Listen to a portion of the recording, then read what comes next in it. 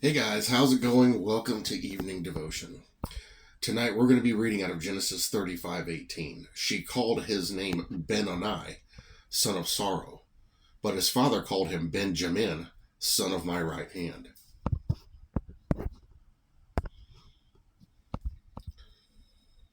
The whole verse says, "And so it was, as her soul was departing, for she died, that she called his name Ben-Oni, but his father called him Benjamin." So let's go up here.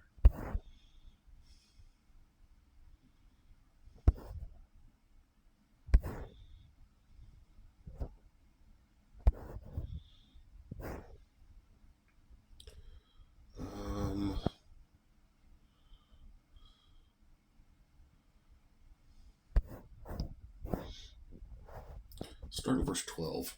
"The land which I gave Abraham and Isaac I give to you, and to your descendants after you I give this land." Then God went up from him in the place where he talked with him. So Jacob set up a pillar in the place where he talked with him, a pillar of stone, and he poured a drink offering on it, and he poured oil on it. And Jacob called the name of the place where God spoke with him Bethel. Then we have the deaths of Rachel and Isaac. Verse 16. Then they journeyed from Bethel. When there was but a little distance to go to Ephrath, Rachel labored in childbirth, and she had hard labor. Now it came to pass, when she was in hard labor, that the midwife said to her, "Do not fear, you will have this son also." And so it was, as her soul was departing, for she died, that she called his name Ben-Oni, but his father called him Benjamin. So Rachel died and was buried on the way to Ephrath, that is Bethlehem. And Jacob set a pillar on her grave, which is the pillar of Rachel's grave to this day. Then Israel journeyed and pitched his tent beyond the tower of Eder. And it happened, when Israel dwelt in that land, that Reuben went and lay with Bilhah, his father's concubine, and Israel heard about it. Now the sons of Jacob were 12. And then it goes into that genealogy. To every matter there is a bright as well as a dark side. Rachel was overwhelmed with the sorrow of her own travail and death. Jacob, though weeping the mother's loss, could see the mercy of the child's birth. It is well for us if, while the flesh mourns over trials, our faith triumphs in divine faithfulness. So just like we talked about this morning, you're struggling in this, walk in faith. Samson's lion yielded honey, and so will our adversaries, if rightly considered.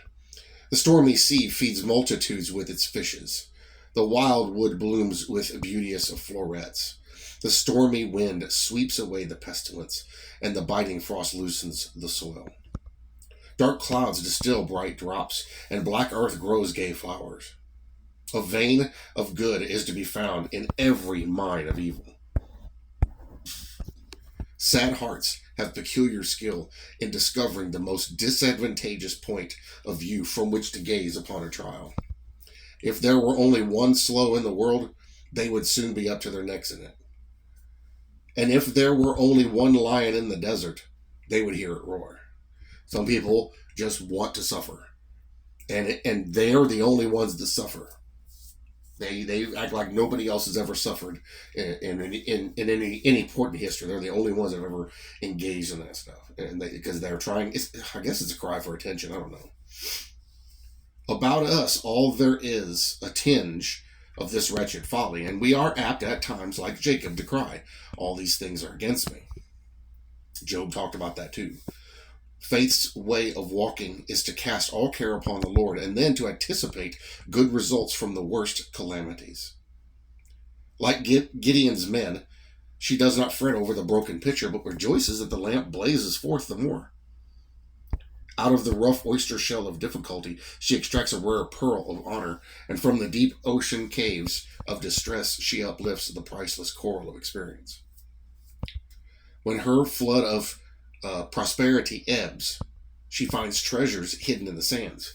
And when her sun of delight goes down, she turns her telescope of hope to the starry promises of heaven. When death itself appears, faith points to the light of resurrection beyond the grave, thus making our dying Ben-Oni to be our living Benjamin. And I think it's pretty self-explanatory what he's talking about here. Even though there's issues going on, how you approach it is what's important. Because what our natural inclination is to do is to approach it looking at only the negative. Well, if all you ever look for is the negative, all you'll ever see is the negative. But if you look for the positive, you'll see both positive and negative. And I've known a lot of people like this over the years, and I've told them that. You know, if all you ever do is look for the negative, that's all you'll ever see. Look for the positive and see both. Because then we get to make a choice. If all you look for is the negative, you think that's the only choice. But just because something, according to our perspective, seems like it's bad or it's a negative, we don't realize the treasure the Lord is hiding in it or about to bring out of it when the time is right.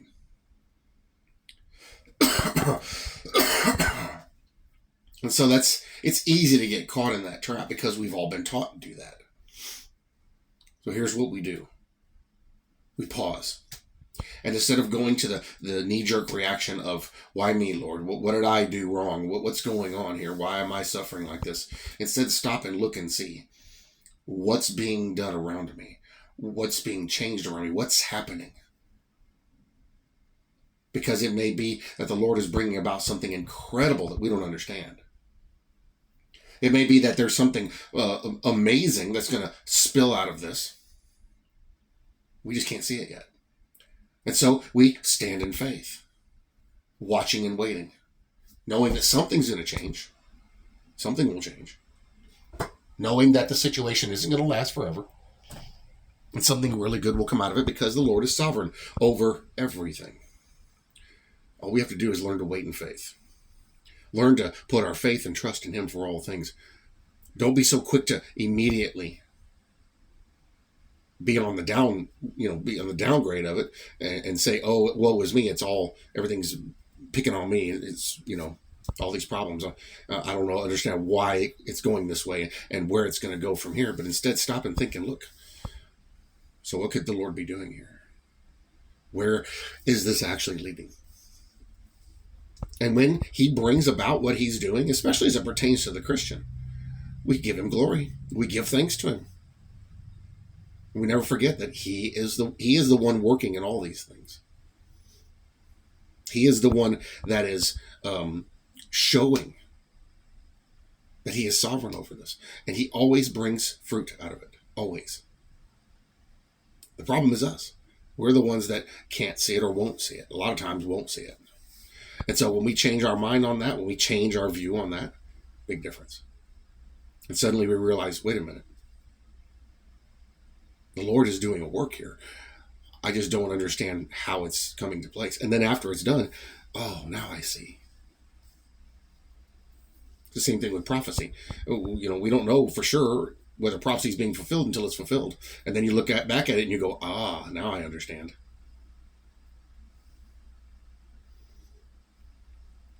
So let's keep walking in faith. Let's keep moving forward. Let's keep standing, or in my case right now, laying. I haven't been out of bed since 6 o'clock yesterday evening. In faith. And not looking down or looking away, but knowing it's going to lead somewhere. The hardest part's waiting. Especially when you got a fever. The hard part is waiting because you're miserable for such a long period of time, but it's okay. He is bringing us somewhere. He is bringing us somewhere new. And it may be you walking in faith strengthens those around you that are having to witness it all. Because when they see you walking in faith, they start to become calm and realize, I have nothing to worry about. They're not worried. I shouldn't be worried. So us living a life that glorifies the Lord even when we're sick or in struggles, big difference. Has a big effect on the people watching. So let's keep walking in faith. Let's keep doing what the Lord has given us to do. Let's keep waiting and watching faithfully, no matter what's happening. Because it's all for His glory and to the praise and honor of His holy name. I love you all very much. I bless you all in Jesus' name, and I'll see you in the next video.